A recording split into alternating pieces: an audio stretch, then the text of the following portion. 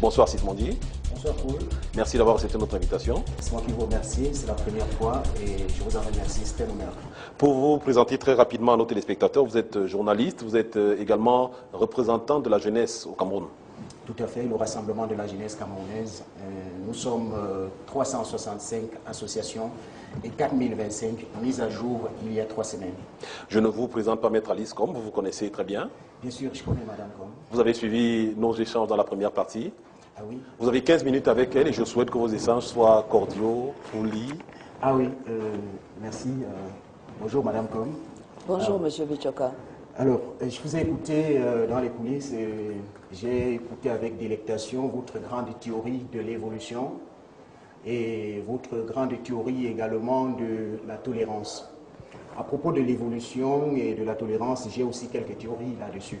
Mais avant, je voulais vous dire une chose que j'ai souvent répétée il y a quelque temps. Pour nous, la jeunesse camerounaise en majorité, pour nous, le débat sur l'homosexualité est clos. Parce que nous connaissons la stratégie du lobby homosexuel, c'est d'organiser le débat. Et quand il y a débat, il y a issue favorable pour un camp. Pour nous, il n'y a pas d'issue favorable qui tienne pour l'homosexualité. Il n'y a pas d'issue favorable qui tienne.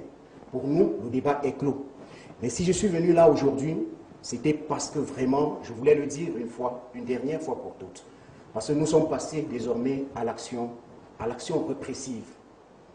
Alors, à propos de l'évolution, vous dites que Barack Obama, qui s'engage dans l'homosexualité, disons-le comme ça, est dans la logique de l'évolution.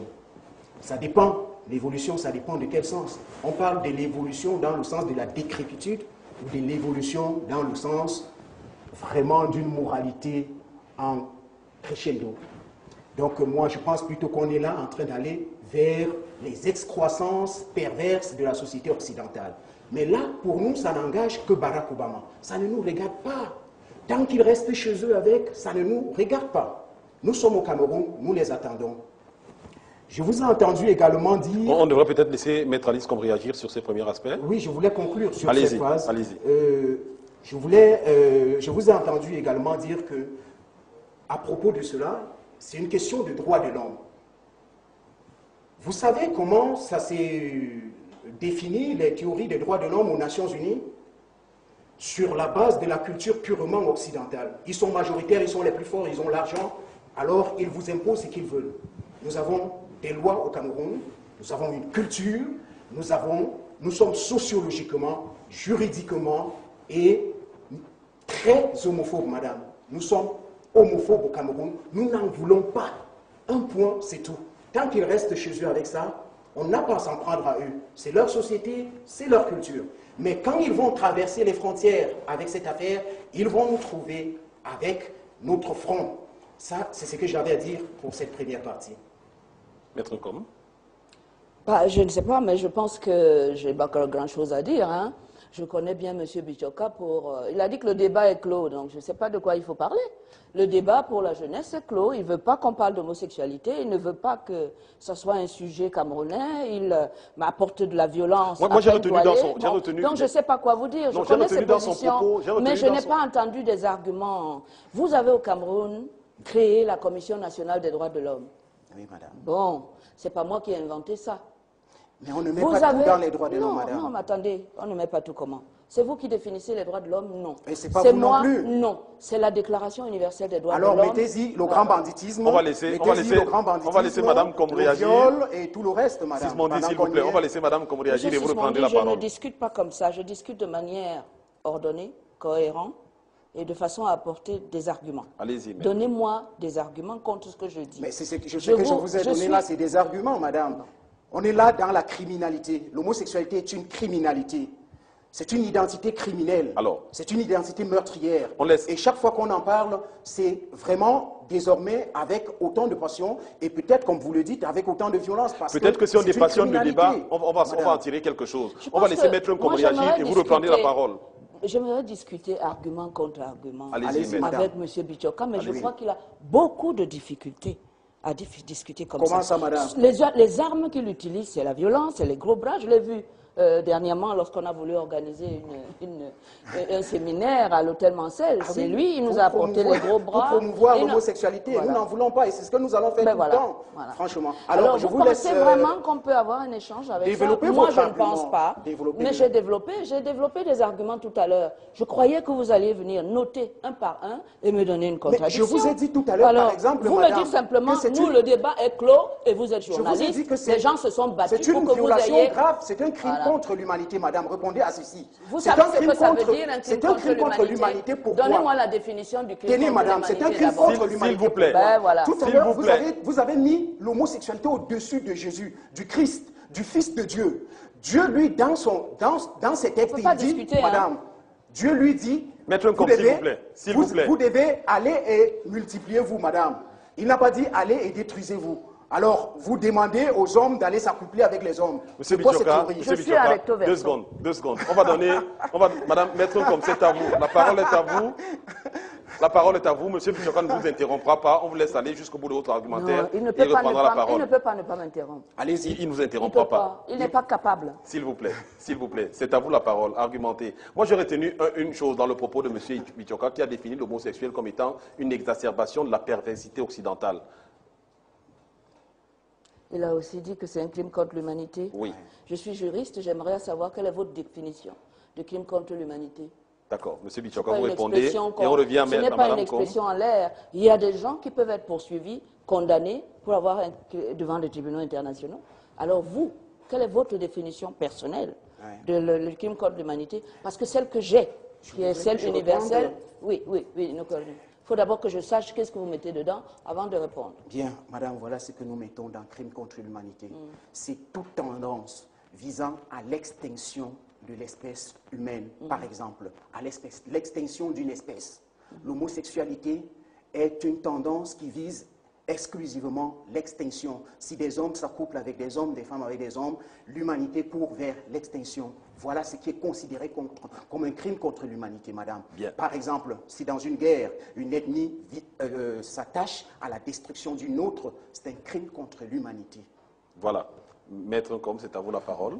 Bon, de toute façon, il parle des principes qui sont très faux. Ça, c'est vous qui le dites. L'extinction de la race humaine, d'abord, on n'y est pas du tout. Les gens parlent même de surpopulation, parfois. Ah, vous voulez dire... Et ce ne sont pas les homosexuels qui ont seuls la responsabilité de procréer. Je pense que dans la nature humaine normale, hétérosexuelle, vous avez des gens qui ne peuvent pas avoir d'enfants. Ce n'est pas moi qui les ai créés. Vous avez des gens qui ne sont pas capables de faire des enfants. À quelle proportion? Vous avez également... Ça existe ou pas? Si. Moi, je n'ai pas les chiffres en tête. Je n'en inventerai pas pour vous faire plaisir. Bon. Donc, vous avez également des femmes qui sont ménopausées et qui ont le droit de continuer à faire l'amour avec qui ils veulent, à qui elles veulent. Donc, l'acte d'amour n'est pas un acte de procréation 24 heures sur 24, 30 jours sur 30 dans le mois. D'accord? Il y a la partie procréation et il y a la partie plaisir pour se détendre, pour exprimer des sentiments, pour dire je t'aime à quelqu'un. Voilà. Mais non, mais vous allez limiter les cœurs des gens. J'ai le plaisir de discuter avec vous parce qu'un homme et une femme ont eu l'honneur de vous mettre au monde, madame. J'ai le plaisir de discuter avec vous parce qu'un homme et une femme se sont accouplés pour vous mettre au monde. Sinon, nous n'en serons pas là aujourd'hui. Par exemple, madame. Aujourd'hui, avec la procréation in vitro, vous avez entendu parler de ça? Oui. Je n'ai pas besoin de m'accoupler pour avoir un enfant. Ah, c'est ça que vous nous conseillez maintenant? Ça, c'est un.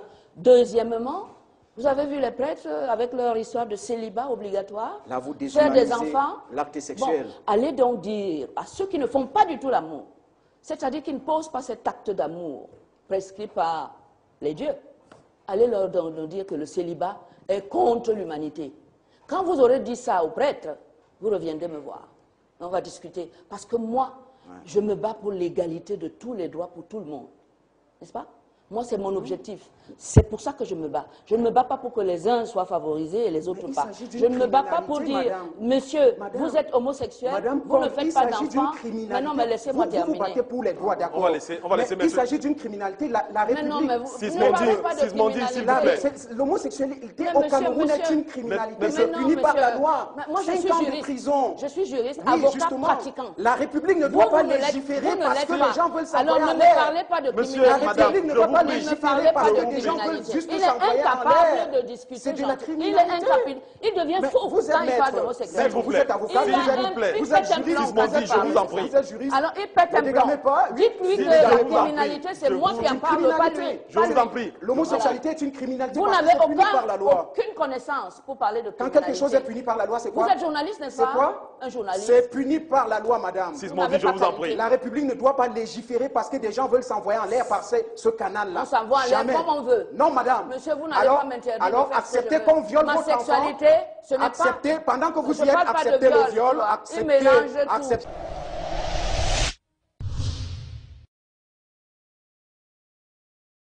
Pendant que vous y êtes, acceptez qu'on vous viole aussi un jour à Douala. Mais vous me l'avez promis, non?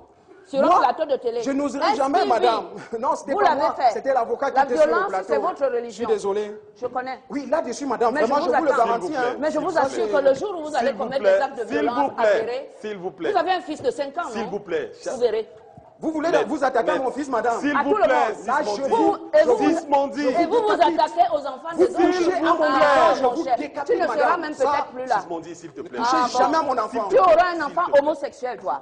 Ah bon? On se calme. Vous me le promettez? Sismondi, on se calme. Oui. Maître, je vous en prie. Parce que vous ne faites pas l'exception. Ce n'est pas le but. Ce n'est pas le but. Vous n'avez aucune valeur particulière. Vous êtes en face d'une femme qui est juriste et qui sait pas ce que c'est que la criminalité. La criminalité, c'est ce qui est puni par la loi, madame. Voilà mon professeur de droit. Regardez-le bien, il va m'apprendre le droit, Sismondi. Mais regarde-toi un peu de modestie. Maître, s'il te plaît. Ah non, tu me l'as amené ici, c'est pour qu'on fasse la guerre. Je ne suis pas contre la guerre. Mais je sais faire la paix. Asseyez-vous et faites-le. Asseyez-vous. Tu ne me donnes aucun ordre.